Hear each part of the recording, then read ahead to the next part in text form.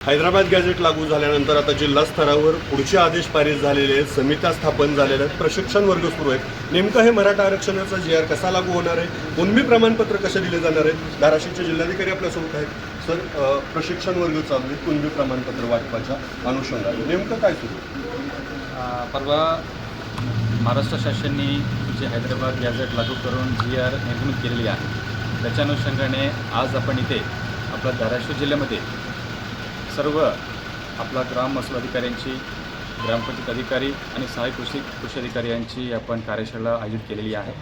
आणि या कार्यशाळेमध्ये जे कुणबी प्रमाणपत्र, त्याचं ग्रह चौकशी, विशेषतः हे प्रोसिजर कसं करावा, त्याचा फॉर्मॅट काय असावा आणि हे कुठला पद्धतीने करावा, यासाठी आपण कार्यशाळा आयोजित केलेली आहे।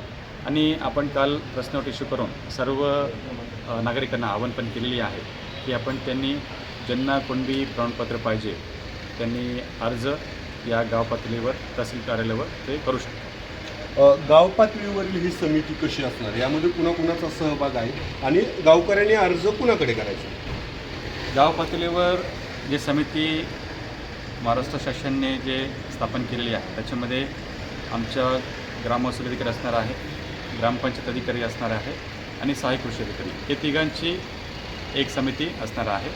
आणि अर्जदार यांनी तहसील कार्यालयामध्ये ते अर्ज करू शकतात, प्रतिज्ञापत्र आणि बाकी सगळं जे पुरावे आहे त्यांनी जे रितसर प्रमाणपत्रासाठी जे अर्ज करतो त्याप्रमाणे त्यांनी करू शकतात। आणि वंशावळी समितीचे अध्यक्ष आहेत तहसीलदार, या गाव पातळीच्या समितीची मदत घेऊन ग्रह चौकशी करून खाते करून ते पुढची कारवाई निरीक्षण करतील। आता ज्यांच्याकडे नोंद सापडत नाही किंवा ज्यांची वंशावळ मिळत नाही त्यांच्यासाठीचा कुठलं ते प्रतिज्ञापत्र आहे, त्याचं स्वरूप कसं असणार आहे, त्याची प्रोसिजर कशी? ते आपण काल प्रेस नोट इश्यू केलेली आहे, त्याच्यामध्ये आपण तुम्हाला लवकर फॉर्मॅट पण शेअर करतो।